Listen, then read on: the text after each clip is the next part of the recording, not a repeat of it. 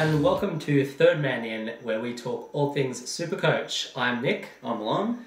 And we're basically a couple punters who are here to talk about all things Supercoach and hopefully provide some information to help you build your teams for the coming season. So we thought we'd start the production with a couple specials in the pre-season to talk about some of the key topics for the 2014 season ahead. And of course, one of the biggest topics I guess everyone needs to look at in their teams are those key buys, looking at the essential players in their team. Yep. Now, of course, there are those essentials. We all know what they're capable of. That's right. In the world of Supercoach, Corey Parker, Paul Gallen, Cameron Smith, Ben Roberts. Ben Roberts, of course, under in Melbourne. Yeah, you never know now. So Bellamy special. yes, Bellamy exactly. Adrian Purtell when he comes back. Sonny Bill Williams, Sam Burgess, of course, as an Englishman, no origin to worry about. So they're those players that everyone's aware of. There's no need to...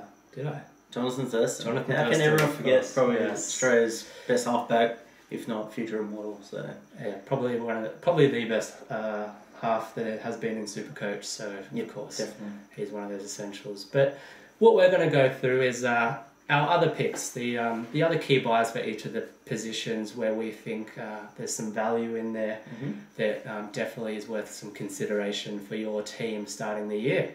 So starting with fullbacks, of course. Now, for me, I've got Jared Hayne in there as my pick.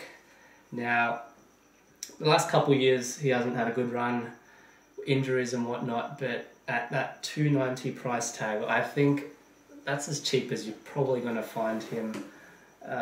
This season, definitely, barring a long layoff of an injury, but with a dual position, 5'8" plus fullback, and with the new rule changes in with fullback running from 30-metre line, I expect to see Jared Hayne explosive this year, I think. Definitely. There's more opportunities for the fullbacks with that new rule, I think, so more line breaks. Definitely for Hayne at the back. He averaged over 60 last year in, a pretty dismal season, to be honest. Yeah. So, you've got to think if the Eels can improve minutely and if he can stay healthy, he's going to be scoring 70 plus at least. Well, that's right, yeah. So with hopefully a good halves pairing as well, so he doesn't have to do too much, but he does play like a 5'8", so it will be interesting. But yeah, at 290? 296. It's a bargain. 290, yeah. And your pick for fullback? With me, I've gone for Anthony Milford as a smoky. He's just a guy that can cover both positions, averages over just under 60. I'm looking forward for him to have an explosive season his last year at Canberra before he goes to the Broncos. But at $284,000 could potentially be a great keeper. So whether he plays for Queensland, I believe it is, or not, but definitely a guy that can, with the Raiders side that they got, definitely attacking guy to watch out this year.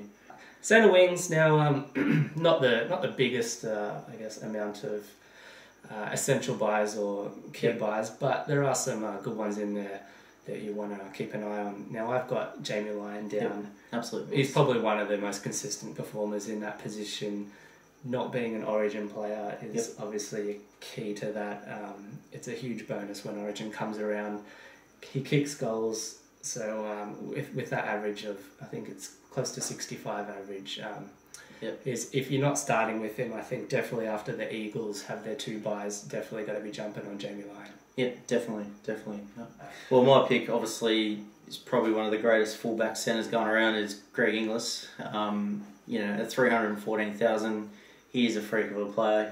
He's great for line breaks, bust tackles, scores tries by the bucket loads.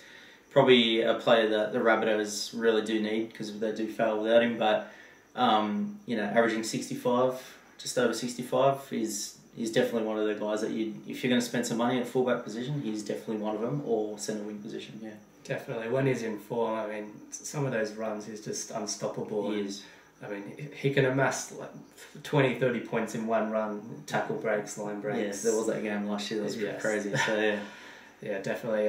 When he's in form, if you don't have him, you're definitely behind the ball, so to speak. And moving to halves now. I've gone with a bit of a smoky, I guess. Maybe not one of the highest ranked for many, but Sean Johnson for the Warriors. Now, yeah, a bit of a surprise, but he's of course, just re-signed with the Warriors actually, so it's good to see that he'll be there for a couple more years at least. So, but I think last year at times the Warriors were, let's be honest, woeful. Yep. And somehow he still managed to average over 61. Really? Yeah. Wow. And he wasn't even kicking all season from what I can remember. Wow. In a Matty Elliott team, that's surprising. Yeah. And so, I mean, Matt Elliott's, I guess, had 1 year to kind of figure out whatever he needed to last year. I'm still not sure what he was doing, but there you go. Hopefully the players know by now. But I think, I mean, there's surely only improvement, and if the Warriors can get their stuff together, I think he could be one of the best halves, if not the best half for the season. Well, yeah, he's one of those guys that can provide a lot of explosiveness from the halves.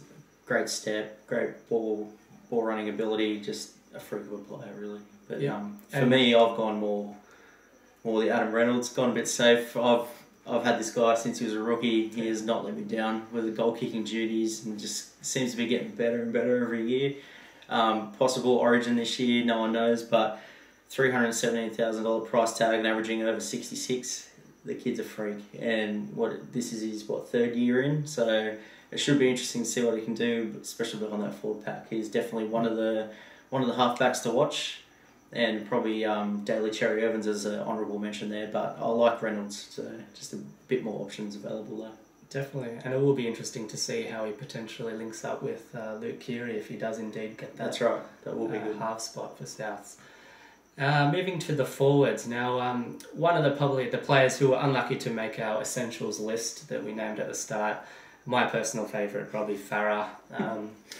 I mean, to me, he's got the attacking stats, he makes the tackles, he's got the workload, and I think if the Tigers can perform, if they can be competitive, I really do believe he can be amongst the top 3 Supercoach players. Oh, well, you know, the guy's in the top 10 without the Tigers performing in the last couple of years, so he's definitely... I know you're a massive diehard Tigers fan, but he's definitely a guy to buy. Just have another special hooker in your side is definitely the guy to get. So, for me, I've gone Andrew Fafita last year, absolutely barnstorming run. Yeah. He's looking hungry at the Sharks. He's not affected by the Asada stuff, so I'm expecting to see his numbers still stay around the same. I don't know if hopefully he's staying around the same. But at 384,000 and averaging over 80, which is just insane for a front row forward, I'm really looking forward to Andrew Fafita this year. So, that's my pick anyway, guys. So don't take it to the bank. He is a good one to watch. Best fan in the game, I think. Oh, just amazing to watch. I love the big mans. Now, moving to the second row. I might kind of renege on the essential list I've got, because I've named Sean Fensom here as my pick. And to be honest, I'm probably 50-50 between whether I put him in my team or Paul Gallen. Okay. Now, given that there's only so much guns, so to speak, that we can pick, I wonder whether giving up that 5 to 10 points that Gallen might have on Fensom for that safety, and of course not playing Origin, whether that might be worth a bit of a safe route to take. I really like Fensom's workload. I think it's just about one of the highest in the games.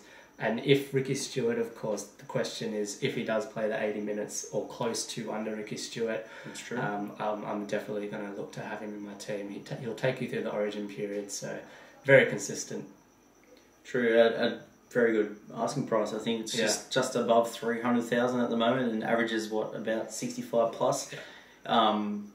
Definitely a guy to look for, Sean Fensom. But for me, I've gone with Old Faithful dual position player Trent Merrin. Never let me down. $362,000 player. He's averaging about 74, I think. He's just absolute gun. And with the Dragon side, that was last year with the underperforming Dragon side, and he was just absolute gun Supercoach play for me. I can't go past him. Yeah, I think Sangster was calling them the St George Merrins at one stage. He was very much their attack, their defence. He was everything. Yes. The water boy. He was everything. It would be interesting to see, I guess, how they have recruited. So how that works with him, but surely he's still going to be at the forefront. That's true. They've recruited well. They've got some really good Holden Cup players coming through as well. So we'll have to see with the trial runs. But Trent Merrin, he was averaging about 60 minutes last year and still averaging those numbers in Supercoach. He's a bit of a freak of a player. So yeah, for me, he's probably going to be one of the guys in my list that I would try and slide in there somewhere. So definitely. So that pretty much wraps up our key buys for each of the positions. Be sure to take a look at our Facebook page and Twitter, and you can find us on the Twitter at thirdmanin_SC for Supercoach. Or otherwise subscribe to the YouTube channel and look out for our next video. See you later.